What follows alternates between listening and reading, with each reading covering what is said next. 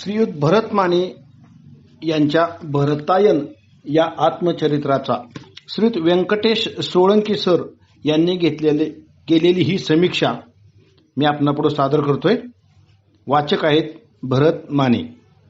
शीर्षक आहे गाडीच्या चाका एवढा झालेला 1 रुपया. भरतायन. अडचणीतून माणूस शहाणपण शिकतो. आईसारख्या थोर अनुभवाची साथ असेल तर अडचणीवर मात करत आयुष्याचं ओझं अलगद उचलता येतो. माणसं जोडत आईने आखून दिलेल्या रस्त्यावर चालताना आईचा आदर्श व आईची माणसं लेखक डोळ्यापुढे ठेवतो. तो आयुष्याच्या गाठीत भविष्याचं बळ बांधत जगण्याचा स्वर्ग बनवणारा निश्चित वाटतो.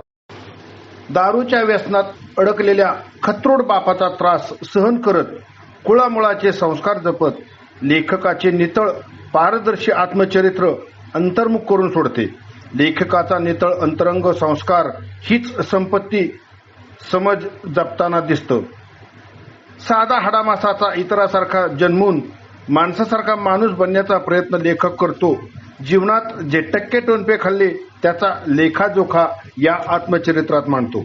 आयुष्यात संकट निर्माण करणाऱ्यांना मोठं मन करून माफ करतो आणि मदतीस कामी पडलेल्या माणसांना तो देव मानतो.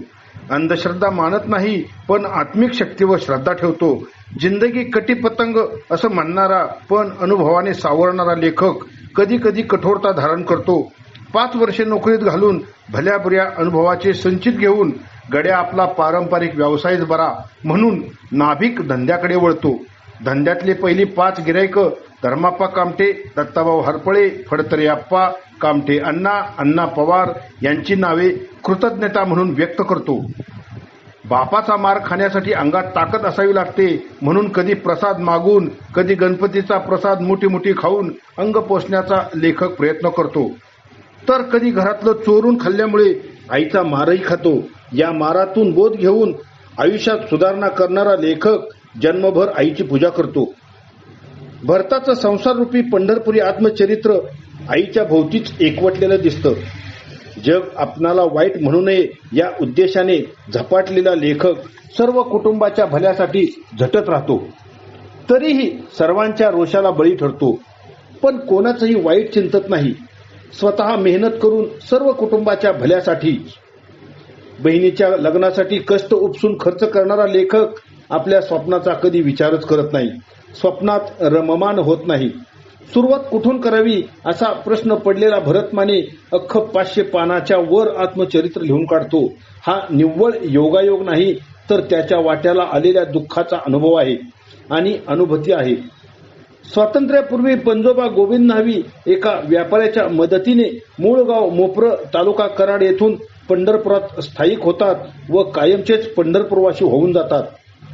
जरी घराण्याचे कुलदैवत औंची यमाई आणि गिरजावड्याचा ज्योतिबा पण पंजोबा कीर्तनाचे नादिष्ट म्हणून किंवा कदाचित पंढरपूर हे व्यापारी केंद्र म्हणून पंढरपुराकडे आकर्षित झाले असावेत असंच वाटतं. पंजोबा पंढरपूर भक्त आषाढी, कार्तिकी, माघी आणि चैत्री या वाऱ्या नित्य नियमाने करायचे. पंजोबाच्या काळातील विठ्ठलवाडी हे आजचं पंढरपूर अशी लेखकाच्या जीवन चरित्राची सुरुवात होते. पंजोबा व आजोबाच्या 2 सात्विक पिढ्यानं तर सुबत्तेत वाढलेलं अपत्य म्हणजे लेखकाचा बाप बळीराम. हा मन की खुशी, दिल का राजा, अफाट डोकेबाज, वाईट कामात डोकं चालवणारा लेखकाने साकारलेले तापट व्यसनी बाप. हा खलनायिकतही माणुसकी जपणारा वाटतो. चैनी स्वभाव, टार्गट मित्राबरोबर फिरणारा, अंगात 12 खोंडाचं बळ असलेला, व्यसनाधीन आणि पिक्चरचा भारी शौकीन व्यक्तिमत्व. पिक्चर बघण्यास पैसे नसतील तर टाकीजमध्ये साप सोडून थैमान घालणारा व फुकट पिक्चर बघणारा खोडकर वृत्तीचा बाप सर्वांच्याच वैतागाचं कारण ठरतो. बाप संसाराने सुधरेल म्हणून त्याचं लग्न चिंगाबाई सोबत लावून दिलं जातं. लहानपणापासून मायेचं छत्र नसलेली चिंगाबाई बिचारी आगीतून फोपाट्यात येऊन पडते. नवऱ्याच्या जाचाचं ओझं सहन करत या कादंबरीतील नायकत्वाचं पात्र करते. शेवटी नवऱ्यानं मारलं आणि पावसानं झोडपलं तर दात कोणाकडे मागावी हाच प्रश्न मनात घेऊन मनाला बळीसोबत बळजबरीने सर्व सहन करत स्वतःला संसारात जुंपवते. घाण्याच्या बैलासारखं नवऱ्याच्या त्रासाला कायमच मागे सारत खंबीरपणे गरिबीशी लढते, कुटुंबाला जगवते आणि जगते. आषाढी, कार्तिकी, माघी आणि चैत्री या वाऱ्या म्हणजे पंढरपूरवासियांची दिवाळी. पंढरपूरवासी म्हणजे पूर्वश्रमीचे पुण्यवंत. त्यांना पंढरीसारखे वास्तव्याचे ठिकाण मिळाले. काही कला नसली तरी चालते. पंढरपूरची माती पुडी बांधून विकली तरी इथे जगता येते. या पंढरपुरात काम करण्याची तयारी असलेला कोणताही माणूस उपाशी कधीच मरणार नाही, उपाशी झोपणारा नाही. पंढरपूरच्या नदीकाठी भरत माने यांच्या कुटुंबाचे वास्तव्य होते. आजोबाची पुण्याई बापाच्या तिसऱ्या पिढीने गमावली असली तरी ती आई चिंगाबाईच्या माध्यमातून पुढच्या पिढीमध्ये तंतोतंत उतरवताना पंजोबाचं पुण्यकर्म थोडंसं टिकवण्याचा लेखकाच्या कथनी आणि करणी यात सातत्य वाटते. पूर्वीच्या काळी ज्यांच्याकडे बैलगाडी असायचे ते घर म्हणजे वैभवाचं माहेर. नित्यवारीला बैलगाड्या लावून पंढरपुरात जथ्थेच्या जथ्थे दाखल व्हायचे आणि चंद्रभागेच्या वाळवंटात बैलगाड्या सोडून जीवाची पंढरी करायचे. पंढरपुरात 7 दिवस मुक्काम करून गोपाल काल्यानंतर वारकरी घरी जायचा. 7 दिवस भक्तांना पंढरपुरात बांधून ठेवणारं निरव भक्तिमय व सामाजिक वैविध्य सामावण्याचं पूर्वापार सांस्कृतिक परंपरेचं मात्रमयी वातावरण. बैलगाड्या ज्या नदीच्या वाळूपात्रात थांबायच्या त्या जागेवर बैलाचं शेण गोळा करणे हा तेथील जवळ असलेल्या घरांचा उद्योग. गोळा केलेल्या शेणापासून गोवऱ्या बनवणे व त्या गोवऱ्या रिकाम्या जागेत भिंतीवर वाळवण्यास थापणे असा उद्योग असे. त्या 1000 ते 1500 गोवऱ्याचा एक हुडवा रचून पुढच्या वारीसाठी आलेल्या व नदीवर मुक्काम करणाऱ्या वारकऱ्यांना विकणे व त्यातून पैसा गोळा करणे हा त्यांचा उद्योग असायचा. शेण जमा करण्यासाठी चिंगाबाई घमैल्यांनी रोज सकाळी घाट चढून घरी ये जा करायची. माघ वारीच्या काळात पोटुशी असलेली चिंगाबाई नदीच्या वाळवंटातून घमेले आणि शेण गोळा करताना पोट दुखत असल्याने त्रासात विवळत घरी येते. घरी कोणीच नव्हतं. घराशेजारी असलेल्या ब्राह्मण कुटुंबातील माई चिंगाबाईचं बाळंतपण करतात. ब्राह्मण कुटुंबात बाळंतपणाचं सूतक 1.25 महिन्याचं असून सुद्धा बिचाऱ्या माईनं संकटकाळी धावून चिंगाबाईचं बाळंतपण सुखरूप करते.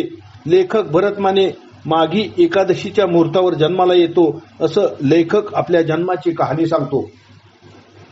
लेखक पंढरपूरचे गुरुत्व सांगत असताना सावळा विठ्ठल म्हणजे लोहचंबक व सर्व भक्तगण म्हणजे लोहकण. दरवर्षी लाखो भाविक ऊन वारा पाऊस याची तमा न बाळगता सर्व त्रास सहन करत अडीअडचणीचा विचार न करता सुखदुःखावर पांघरून टाकून रानातील व शेतातलं काम बाजूला टाकत सावळ्या विठ्ठलाच्या भेटीसाठी वेळ काढून पंढरपुरात धावून येतात. सर्व विसरून 4-5 दिवस पंढरपुरवासी होऊन जातात.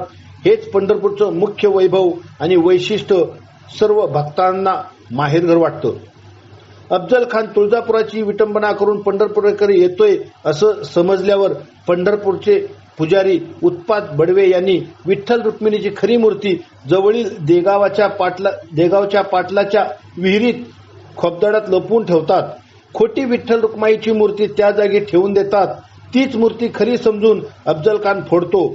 खरी मूर्ती वाचते. नंतर खरी मूर्ती आहे त्या जागेवर ठेवून म्हणून उत्पात बडवे यांना देवाचा दाता मानण्यात येऊ लागले अशी लेखक पंढरपूरची ऐतिहासिक कहाणी सांगतो. मंदिरातील छोट्या मोठ्या मूर्तींच्या स्थापना त्यांची बारीक सारीक माहिती तंतोतंतपणे भरत माने बारकाईने या आत्मचरित्रात वर्णन करतात. अक्षरशः वाचून पंढरपुरात साक्षात दर्शन होतं का काय असं वाटत असतं. वारीच्या अगोदर सर्वीकडे कडकी असते. वारीत शाळेचे लिंबूटिंबू होते. 15 दिवस वारीमध्ये शाळा बंद. यात्रेच्या काळात 2 पैसे जमवण्यासाठी नको ते उद्योग करायचे. त्यामध्ये गंध लावणे, फुलं विकणे, तुळशी माळा विकणे, भक्तांना सुविधा पुरवणे, त्यातून 4 पैसे मिळवणे, त्यांच्या राहण्या खाण्याची पेईंग गेस्ट म्हणून घरी व्यवस्था करणे, त्यांची सेवा करणे, त्यातून पैसे कमाई होते. प्रसाद विकणे, बुक्का विकणे यासारखे अनेक छोटे मोठे उद्योगधंदे करून संसाराला पैसे पुरवणे हा लहान थोरांचा पोरांचा मोठा उद्योग असायचा. घरी पोटाला खायला मिळल न मिळल, कधी प्रसाद मागून खायचं, भक्ताकडून उरलेलं फरसाण खायचं, नाही जमलं तर माती खायची, गारगोटी गिळून भूक मारण्याचा प्रयत्न लेखकांनी प्रातिनिधिक स्वरूपात सांगितला आहे. वारी संपली की ये रे माझ्या मागल्या, पुढचा दिवस तसा मागचा या अर्थात खोळंबलेलं पंढरपूरवासी यांचे सामान्यता जगणं. पुढच्या पर्यंत उपासमारीवर, पुढचा दिवस मागच्या वारीवर, पुढच्या पर्यंत उधारीवर. तरीही पण अडचणीतून शेजारच्या मालनबाईला पिक्चरचा भारी छंद. तिने शोले सिनेमा 111 वेळा पाहिल्याचा हा छंद. गीत ही जोपासणारा पंढरपूरवासी वेगळाच. लेखक पंढरपुरी आर्थिक व सांसारिक ताळमेळाचं सत्य अनुभवानं बयान करणारा जाणवतो. घरात रोजच आमटी भाकरीशिवाय काही नसं, त्यामुळे सणावाराची वाट बघत बसण्याशिवाय पर्याय नसायचा. खायला चांगलं कधी सणावाराशिवाय मिळायचं नाही. या आत्मचरित्रात भारतीय संस्कृतीत साजरे केले जाणारे सर्व सण, त्यांची पूजा आणि सणासाठी केला जाणारा स्वयंपाक याचे तपशीलवार व वर्णन बारकाईने लेखकाने रंजकपणे मांडले आहे. पंढरपूर व तेथील सणाची वेगळी वैशिष्ट्ये सांगताना लेखक खूप बारीक सारीक तपशिलाचा येथे आढावा घेताना दिसतो. त्या सणामध्ये आयुष्याचा आनंद साजरा करताना व शोधताना दिसतात. बरीच माहिती पुन्हा पुन्हा बारीक तपशिलाने जरी आली असली तरी तो आयुष्याचा एक भाग म्हणून लेखक मांडताना दिसतो. आयुष्य किती आळणी असलं तरी वर्णनातून सण साजरे करायला लागणाऱ्या अडचणीतून लक्षात येते. हाताला लावायची मेहंदी नखाला लावून लेखक सण साजरा करताना दिसतो. आत्मचरित्र वाचून वाटून जातं. गणपतीच्या विसर्जनासाठी न्यावयाच्या ताटात नदीतील वाळू आणून घरभर पसरवण्याने उंदीर होत नाही असे आईने दिलेली शिकवण पाळताना लेखक नदीच्या पात्रातून वाळू घेऊन यायचा. दुसरे कारण म्हणजे विसर्जन केलेली थाळी उलटी आणली जाऊ नये हे त्यामागचे खरे कारण असू शकते. खरंच घरात वाळू शिंपडल्याने उंदीर होत नाहीत हे मात्र विज्ञान आहे, नक्कीच खरं वाटतं. नवरात्रीच्या अगोदर घर साफ करून घराच्या आड्यापासून जमिनीच्या तळापर्यंत पोतेऱ्याने सारवण म्हणजेच उभकडी सारवण आणि दुसऱ्या दिवशीच काळे भुई व अंगण शेणाने सारवायची, त्याला वरबडून काढणे. अशा प्रकारे उभकडी व वरबडून झाल्याच्या नंतर नवरात्री साजरी व्हायची असं सणवाराशी असलेल्या परंपरागत आरोग्य विज्ञान येथे प्रत्ययास येते. पंचमीत बायकांचे खेळ जिम्मा फुगडी घागरा केरसुनी नाचवणे असे खेळ असायचे. गडी माणसे सूरपाट्या खेळायची, गाणी म्हणायची, चेष्टा मस्करी अशी रेलचेल असायची. बाया माणसे तोंडपाठ गवळणी गाणी अंगाई गीत सामाजिक गीत म्हणत बुलोबाची गाणी औट गटकेचा राजा बनवून त्या भोवती गोल गोल फिरत औट गटकेचा राजा याचा अर्थ असा की राजाच्या व्यसनाने म्हणजे दारू सिगरेट बिडी व वाम मार्गात त्याचे राज्य गेले, धुळीस मिळाले. अशा वाईट मार्गामुळे महाराजे धुळीस मिळाले तर सामान्य माणसाची काय गत याचा धडा मिळावा म्हणून भुलोबा प्रतिकृती पंचमीत मांडतात व पुन्हा शेवटी विसर्जित करतात. या पंचमीतील सणातून मांडलेले वर्णन सामाजिक प्रबोधन करणारे प्रसंग लेखक कादंबरीत घेताना दिसतो. साने गुरुजीच्या आईसारखी आई मला मिळाली. आयुष्यात सगळ्यात चांगली गोष्ट एवढीच की लक्ष्मणाचा लाड दादा करायचे तर माझा लाड आई करायची. आईच्या प्रेमाची तिच्या कौतुकाची थाप लेखकाला जगण्याचे बळ देऊन जाते. लेखक सांगताना आतून सांगत जातो तेव्हा प्रत्येकाला आपली आई आठवत जाते. आई चालतं बोलतं विद्यापीठ जी शाळेमध्ये कधीही गेलेली नसली तरी शाळेपेक्षा जास्त पुरून उरेल एवढं ज्ञान घासाबरोबर भरवायची. दादा म्हणजे बाप. बळीराम मोठा भाऊ लक्ष्मणचा लाड करायचे कारण तो जन्मजात हडकोळा रोगीट होता.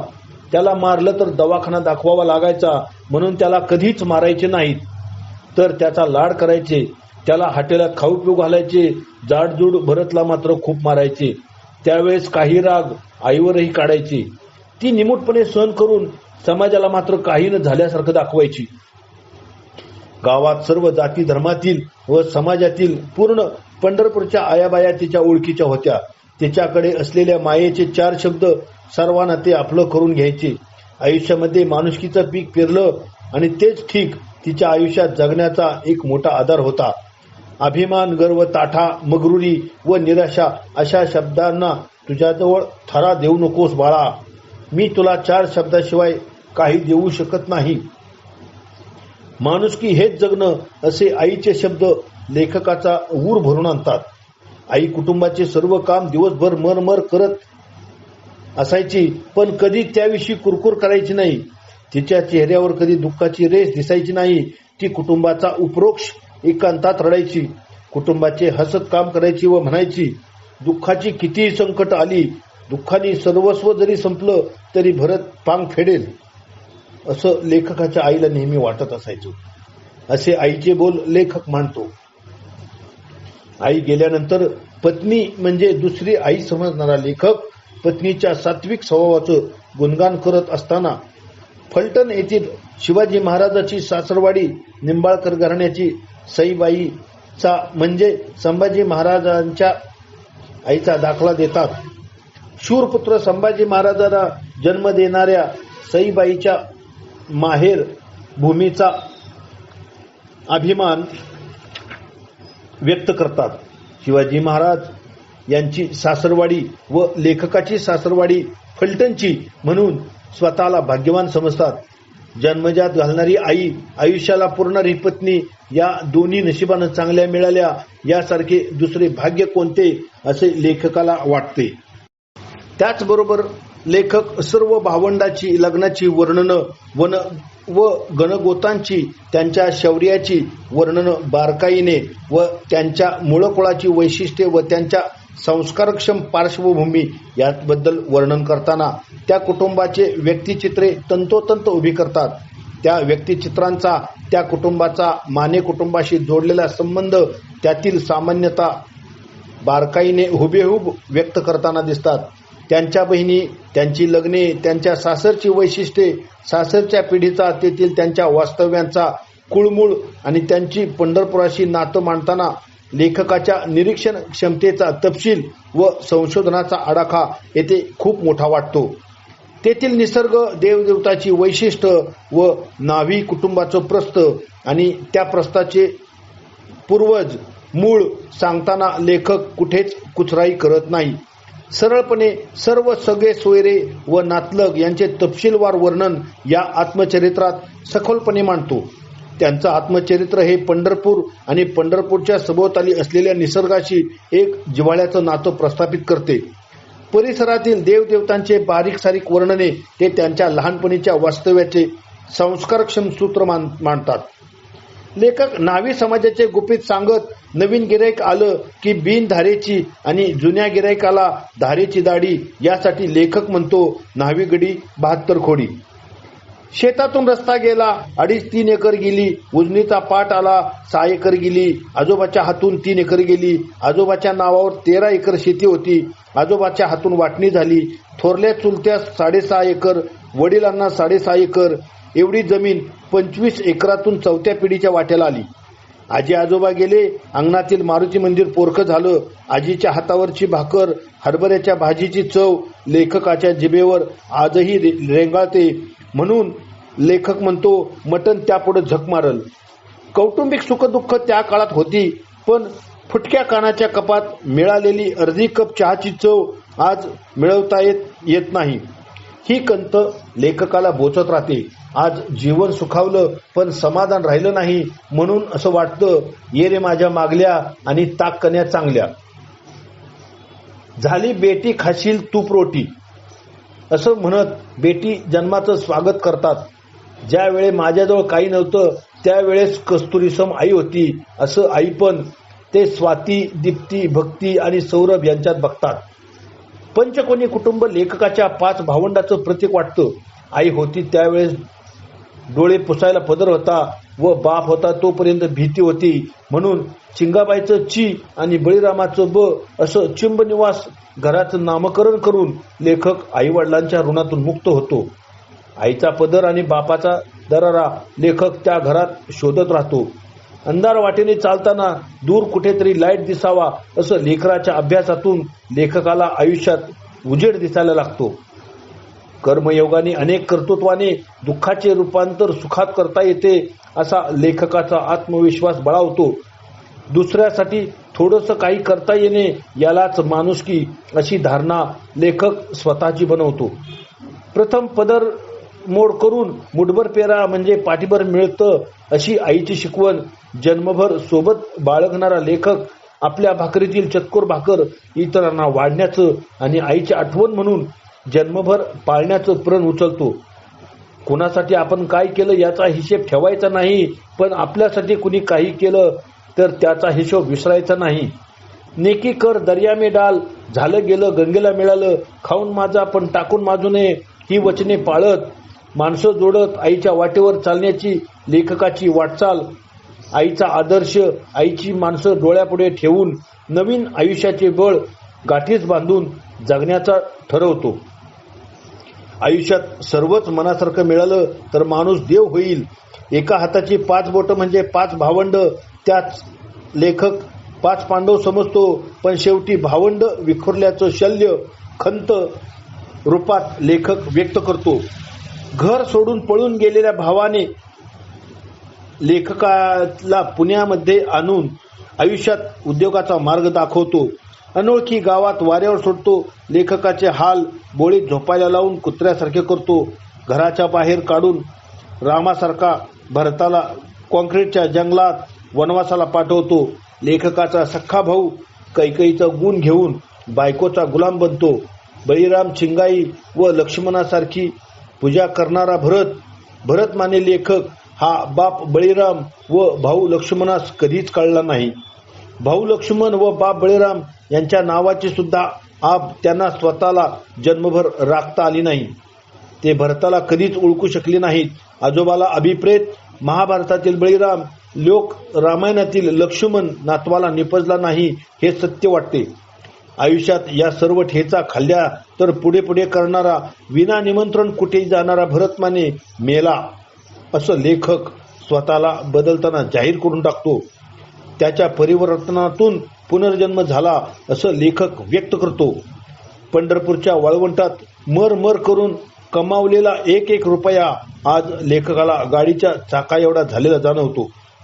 लेखकाच्या शेताजवळील राधा चव्हाण यांच्या शेतातून हरभऱ्याच्या तोरंब्या खात असताना भरतला राधा चव्हाणचा मोहन मारतो. हातातल्या तोरंब्या हिसकावून घेतो. या घटनेचा बहीण सुभाबाईस राग येतो.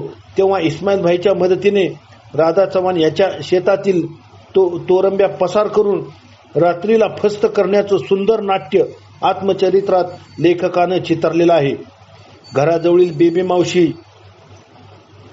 चंदू का रंगा कोळ्याचं, पुणेकराचं, सर्वात शेवटी दूर असलेलं विरदे मामा व ख्रिस्तेचं अशी दुकानं लेखकाच्या लहानपणी पंढरपुरात होती. तरीही लेखक सर्वात शेवटी असलेल्या विरदे मामाच्या दुकानातून घरचे जिन्नस व सामान भरायचे, कारण ते दुकान थोडं दूर असलं तरी स्वस्त होतं. खरेदीतून उरलेल्या पैशात गोळ्या बिस्किट खायचं. येथे आर्थिक काटकसरीचं भक्कम अर्थशास्त्र जुळवणारा लेखक कंपनीतील नोकरीतून मिळालेल्या पहिल्या 1,500 पगारातून 750 रुपयाच्या गोळ्या बिस्किट चैनीच्या वस्तू घेऊन आपलं लहानपणीचं इप्सित राहिलेलं खाण्याचं स्वप्न, इच्छा पूर्ण करतो. संसार संघर्षाचा सार असलेला भरतायन एक प्रत्येकास अंतर्मुख करायला लावणारं पोट तिडकीने लेखन आहे.